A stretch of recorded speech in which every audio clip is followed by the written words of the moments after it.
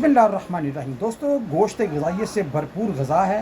आज की इस एपिसोड में हम जनाब मोहतरम बशीर अहमद भेरवी साहब, जो कि नेशनल कौंसिल फॉर तिब के साबका मेंबर हैं, मैं उनसे गुजारिश करूंगा कि गोश्त के फ़ायदे और अगर गोश्त के कोई नुकसान हैं तो इस हवाले से हमारी ज़रूर रहनुमाई फरमाएँ।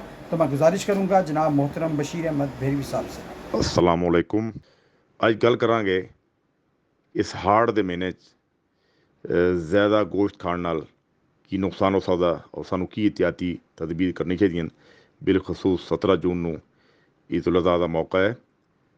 ਹਰ ਸਾਹਿਬ ਇਸਤਾਤ ਸੁਨਤ ਇਬਰਾਹੀਮੀ ਅਦਾ ਕਰਦੇ ਹੋਏ ਬੱਕਰਾ, ਤੁੰਬਾ, ਛਤਰਾ, ਗਾਏ, ਭੈਂਸਾ ਵਗੈਰਾ ਦੀ ਕੁਰਬਾਨੀ ਕਰੇਗਾ ਔਰ ਹਰ ਘਰ ਤੱਕ ਗੋਸ਼ਤ ਪਹੁੰਚਦਾ ਔਰ ਗੋਸ਼ਤ ਦੀ ਵਾਫਰ ਮਿਕਦਾਰ ਹੁੰਦੀ। ਬਸ ਔਕਾਤ ਜ਼ਾਇਕੇ ਦੀ ਆੜ 'ਚ ਗੋਸ਼ਤ ਖਾਣੇ 'ਚ ਬੰਦਾ ਬੇਹਤਿਆਤੀ ਕਰ ਜਾਂਦਾ। ਜ਼ਿਆਦਾ ਗੋਸ਼ਤ ਖਾਣ ਨਾਲ ਜਿਹੜਾ ਨੁਮਾਇਆ ਜਿਹੜੇ ਨੁਕਸਾਨ ਉਹਦੇ 'ਚ ਬਦਹਜ਼ਮੀ, ਇਸਾਲ, ਪੇਟ ਦਰਦ, ਮਰੋੜ, ਪੇਚਸ਼, ਬੁਖਾਰ, ਘਬਰਾਹਟ, ਬਲੱਡ ਪ੍ਰੈਸ਼ਰ, ਪਿਆਸ ਦਾ ਵੱਧ ਜਾਣਾ, ਬੇਖਾਬੀ, ਭੁੱਖ ਖਤਮ ਹੋ ਜਾਣਾ, ਹੱਥ ਪਾँव ਜਲਣ, ਤਪਸ਼, ਦਿਲ ਦੀ ਧੜਕਣ ਤੇਜ਼ ਹੋ ਜਾਣਾ, ਕਬਜ਼, ਜੋੜਾਂ ਦਰਦ, ਦਿਲ ਡੁੱਬਣਾ, ਕੋਲੈਸਟਰੋਲ ਵੱਧ ਜਾਣਾ, ਇਸ ਤਰ੍ਹਾਂ ਦੇ ਮਸਾਇਲ ਅੰਦਰ ਖਸੂਸਨ ਜਿਹੜੇ ਮਰੀਜ਼ ਹਨ ਉਹਨਾਂ 'ਤੇ ਹੋਰ ਜ਼ਿਆਦਾ ਇਹਤਿਆਤ ਕਰਨੀ ਚਾਹੀਦੀ। ਵੈਸੇ ਗੋਸ਼ਤ ਜਿਹੜਾ ਹੈ ਇਹ ਇਨਸਾਨ ਦੀ ਬੜੀ ਬੁਨਿਆਦੀ ਗਜ਼ਾ ਹੈ। ਪ੍ਰੋਟੀਨ ਦੀ ਕਮੀ ਪੂਰੀ ਹੁੰਦੀ ਔਰ ਕੁਰਬਾਨੀ ਦਾ ਗੋਸ਼ਤ ਜਿਹੜਾ ਹੈ ਇਹਦੇ ਨੁਕਸਾਨਾਤ ਬੜੇ ਘੱਟ ਤੋਂ ਘੱਟ, ਬੜਾ ਸਿਹਤਮੰਦ ਗੋਸ਼ਤ ਹੁੰਦਾ। ਆਮ ਹਾਲਾਤ ਦੇ ਦੇਖੇ ਜਿਹਨਾਂ ਲੋਕਾਂ ਨੂੰ ਗੋਸ਼ਤ ਮਾਫਕ ਨਹੀਂ ਆਉਂਦਾ, ਕੁਰਬਾਨੀ ਦਾ ਗੋਸ਼ਤ ਉਹਨਾਂ ਨੂੰ ਮਾਫਕ ਆਉਂਦਾ। ਲੇਕਿਨ ਇਹਤਿਆਤ ਕਰਨੀ ਬਹੁਤ ਜ਼ਰੂਰੀ ਹੈ ਚूँकि ਜੂਨ ਦਾ ਮਹੀਨਾ ਬਹੁਤ ਗਰਮੀ ਹੈ ਔਰ ਸਭ ਤੋਂ ਪਹਿਲੇ ਇਹਦਾ ਤਾयुन ਕੀਤਾ ਜਾए कि एक कितनी मकदार ये योमी खाधी जा सकती।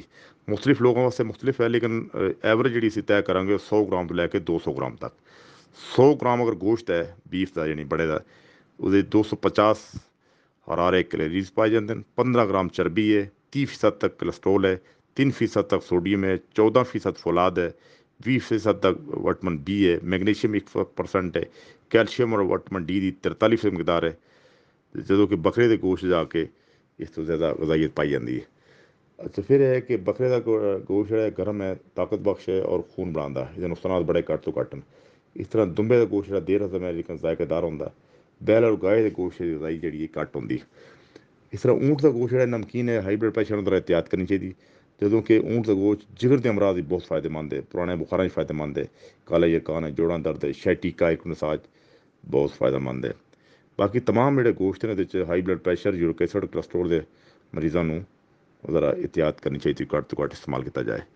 अच्छा, फिर है कि अगर इस गोश्त नाल तुहानूं कोई अपना नामाफिक आंदा, बाद लोगों ने कसरत ना खा गए, इसहाल वगैरह लग गए, तो छिलका अनार का इस्तेमाल जोड़ा पाउडर करके हाफ टी स्पून दिता जाए। शदीद कब्ज होगी तो अमरूद है, फलों का इस्तेमाल किया जाए या छिलका सोल इस्तेमाल किया जाए। पानी का वैसे ज़्यादा इस्तेमाल गोश्त खाने 1.5-2 घंटे बाद पानी बखूबी पीता जाए। सौंफ पुदीने का कहवा जोड़ा है वो बहुत फायदेमंद है। इस तरह गोश्त खाने के बाद ताज़ा फल खा लेते हैं मौसमी, आलू बुखारा है, लीची है, चीरी है और चैरी है, यदा ये फायदेमंद है।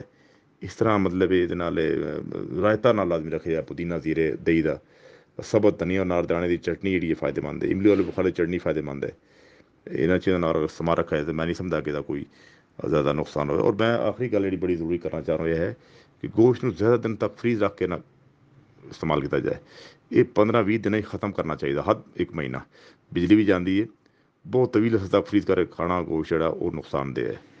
तो बस इन्होंने चीज़ों की अगर एहतियात की जाए तो मैं नहीं समझता कि गोश्त का कोई नुकसान हो। अल्लाह हाफिज़ जी। Thank you very much Bashir Bhervi साहब। Take care. अल्लाह हाफिज़।